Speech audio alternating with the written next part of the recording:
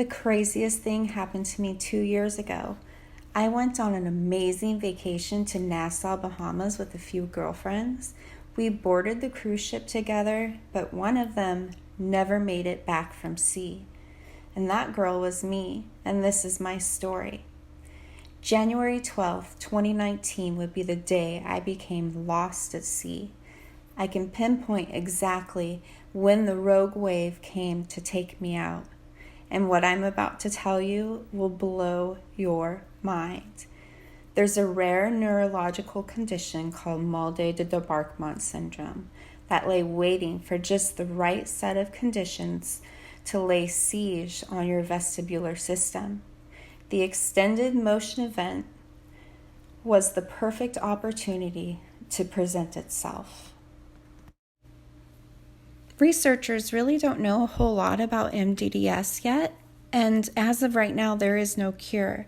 But what they do know is that it's the brain's inability to readjust back to being on solid ground. And this can cause phantom sensations of bobbing, swaying, rocking, being pulled in different directions. Oftentimes, MDDS can be invisible. But in some cases, like mine, you can very much see the rocking. It looks like I'm on a boat, fighting to stay grounded. I have not felt solid ground below my feet in 2 years. The brain fog and fatigue and memory loss is crippling at times. I went through months of physical and vestibular therapy, tried a slew of medications. I even traveled to New York City to do an experimental treatment using optokinetic stripes. And here I am. I'm still standing. I'm still standing on a boat, but I'm learning to thrive again. There was a time I wasn't so sure there for a while if I was going to make it out of this alive. In fact, I begged God many times to not wake me up the next morning and to take me from my suffering. It was my own personal version of hell. I faced the darkness and the light won.